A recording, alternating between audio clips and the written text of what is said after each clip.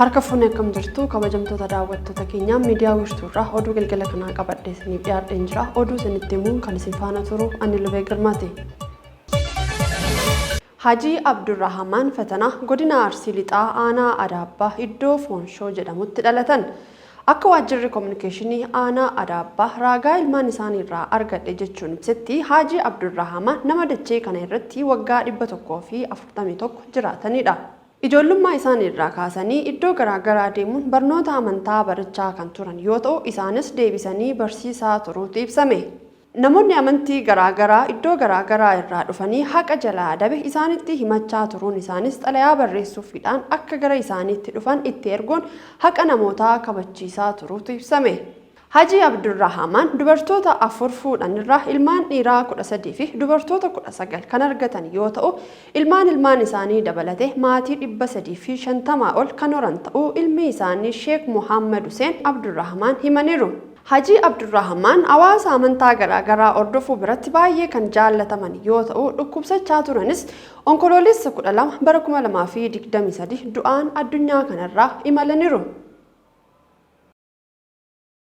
Saatalaayitoonni Itoophiyaan dacheerraa odeeffannoo akka funaanan hawaatti ergite hojii dhaabuu isaanii Inistituutiin Ji'oospeeshaalii fi Saayinsii Ispeesii Itoophiyaa beeksise. Saatalaayitoonni kunneen hojii kan dhaaban yeroo ta'u tajaajila kennan waan xumurameef akka ta'e Daayirektarri olaanaa Inistituutichaa Obbo Abdiisaa Yilmaan himaniiru. Akka qondaala kanaatti yeroo saatalaayitoonni kun hawaarra turan dursee kan beekamu ture jedhame. Itoophiyaan seenaa keessatti yeroo jalqabaaf saatalaayitii Itoophiyaan Remote Sensing saatalaayitii duwwaa tokko ETRSS duwwaa tokko jedhamuu fi kiiloogiraama 70 ulfaatu akka lakkoofsa Itoophiyaatti muddee 10 bara 2012 Chaayinaatti furguggiste. Saatalaayitiin kuni qonna albuuda eegumsa naannoo, eegumsa haala qilleensaa fi qorannoo teessuma lafaaf odeeffannoo kennaa akka ture himameera. Godina Booranaatti hojiileen misooma margaa piroojeektii Finnaa ijaarsa gamoo waajjira poolisii godina Booranaa, ijaarsa buufata xiyyaaraa, raanchii diidaa xiyyaaraa, jallisii haroo bakkee fi manni barumsaa bultii addaa yaaballoo daawwatame. Daawwannicha irratti abbootiin qabeenyaa, maanguddoonni, abbootiin amantaa, dargaggoonnii fi hooggansi aanaalee 10 fi bulchiinsa magaalaa argamuun hojiilee misoomaa garaagaraa mootummaan uummataa fi hojjechaa jiru kan daawwatame ta'uu waajjirri kominikeeshinii godina Booranaa beeksise. Profeesar Gabbisaa Ejjetaanii badhaasa olaanaa saayinsiistootaaf US keessatti kennamu meedaaliyaa biyyaalessaa saayinsii badhaafaman. Badhaasa saayinsistoota 21f kenname kana kan argatan dhalataan Oromoo Profeesar Gabbisaan gumaacha isaan gumaachan Odaa Aftaamuun akka taanutti dhiyeessa. Profeesar Gabbisaa Ejjetaa badhaasa olaanaa saayintiistootaaf US keessatti kennamu meedaaliyaa biyyaalessaa saayinsii badhaafaman. Profeesar Gabbisaan akka lakkoofsa Itoophiyaa bara 1940 keessaa Shawaa Lixaa qe'ee baadiyyaa Olonkomii jedhamutti maatii harka qaleessa keessaa dhalatanii guddatan. Bakki kun Finfinnee irraa gara lixaatti kiiloomeetira 100 gadi fagaattee kan argamtu yoo ta'u haalota ulfaatoo keessatti akka baratan miidiyaaf himanii turuun ni yaadatama. Akkasumas jireenya isaanii keessatti namoonni kallattii jireenya isaanii jiran hedduu jiraatanis ijoon armee isaanii akka ta'anii fi barnootaan adda duree akka turan Profeesar Gabbisaan kana dura dubbataniiru. Barumsa isaaniin cimanii jalqaba mana barnootaa Jimmaatti darbees kolleejjii qonnaa Haromayaa kan bara sana Alamayaa jedhamu keessatti barataniiru. Bara kolleejjii Haromayaa baratan Profeesar Parduu Itoophiyaa keessa waa'ee misingaa qorachuu dhufaniin kan walitti dhufan yoo ta'u carraan isaaniin wal baruu haalota akka mijeesseef himanii turan. Profeesar Gabbisaan bara 1984 irraa eegalee miseensa yuunivarsiitii Parduu bulchiinsa Indiyaanaa keessatti argamuuti. Barumsa isaanii digirii lammaffaa fi PhD biqiltuu diqaalomsuu fi jeenetiksiidhaan yuunivarsiitii Parduutti baratan. Profeesar Gabbisaan waggootaaf midhaan misingaa keessumaa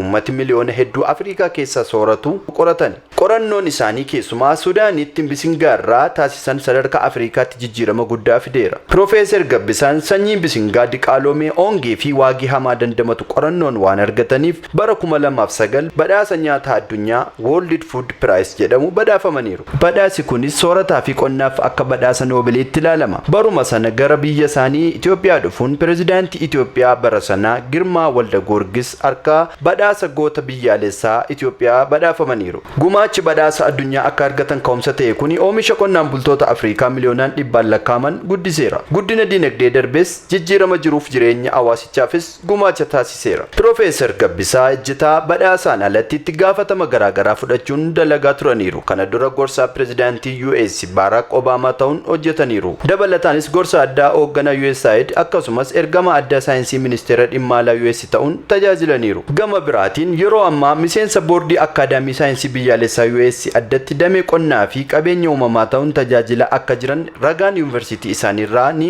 agarsiisa. Dhaabbata misooma soorataa fi idil addunyaa IFAD itti miseensa boordii US ta'uunis tajaajilaa jiru. Gama biraatiin bara Bankimoon barreessaa olaanaa dhaabbata biyyoota gamtoomanii turan miseensa boordii gorsaa saayinsii duree dhaabbata mootummoota gamtoomanii ta'uun tajaajilaniiru. Kanaan ala dhaabbilee US dhaabbata gamtaa mootummoota gamtoomanii idil addunyaa fi Afrikaa garaagaraa keessatti miseensa koree akkasumas miseensa boordii ta'uun tajaajilaa kan turanii fi tajaajilaa kan jiranidha. Damee saayinsii teekinooloojii fi kalaqaan lammiileen Ameerikaa 21 gumaacha olaanaa taasisaniin guyyaa kibxata kaleessaa pirezidaantii Joo Baayiden harkaa badhaasa fudhataniiru. Kanneen keessaa tokko kan ta'an saayintistiin qonnaa beekamaa kun bisingaa ongee fi dhibee dandamatu waan argataniif beekamtiin guddaa kun akka kennameef ibsameera. Piroofeesar Gabbisaan badhaasa Ameerikaatti kabaja olaanaa qabu kana argachuun alattis kana dura badhaasota gurguddaa biraa argachuun isaanii ni yaadatama. Badhaasa argataniif yuunivarsiitiin isaanii yuunivarsiitii Parduu ergaa baga gammaddanii dabarseera. Pirezidaantiin yuunivarsiitichaa Muungi Chiang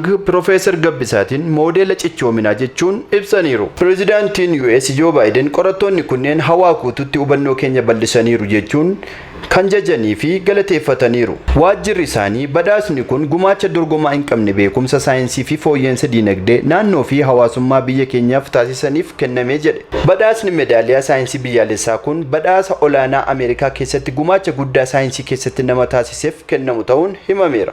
Gumaacha olaanaa saayinsii qorannoo sanyii biqilootaa pilaant jineetiksii taasisaniif Piroofeesar Gabbisaaf kennamu sagantaa Waayit Haawusitti taasifamerraa ibsameera. Bisingaa ongee fi waagii dandamatu qoratanii argachuun uummata miliyoonaan lakkaa'amuuf wabii midhaan nyaataa fooyyessaniiru. Saayinsiin akka babal'atu imaammatii fi jaarmiyaaleen cimuun guddina diinagdeef ijoo ta'u dalaguun isaanii ibsameera. Kunis jiruuf qabeenya qonnaan bultootaa fooyyessuu sagantaa badhaasaa irratti himame. Badhaasni kun bara 1959 koongireensii US'n kan hundaa'ee fi faawundeeshinii saayinsii biyyaalessaa US'n hoogganamudha.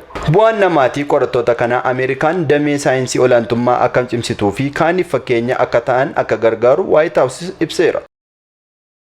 Oduu biyya alaatiin ammoo Chaayinaan mankuraakura nama baattuu furguggisuuf qophii hundaa xumurtee jiraachuu ishee ibsite. Chaayinaan mankuraakura nama baattuu gara hawwaatti furguggisuuf ta'uu dhaabbanni qorannoo hawwaa biyyattii beeksise. Mankuraakurri Sheenzuu 17 jedhamtu har'a qorattoota hawwaa 3 qabattee gara hawwaatti kan furguggifamtu ta'uun arriitiin gabaasee ture. Mankuraakurri kunis giddugala hawwaa kaaba lixa Chaayinaatti argamu kan furguggifamtu ta'uunis heerameera. Ergama ishee raawwachuuf hanga bara faranjoota 2024 baatii eebilaatti hawwaarra kan turtu ta'uunis ibsameera.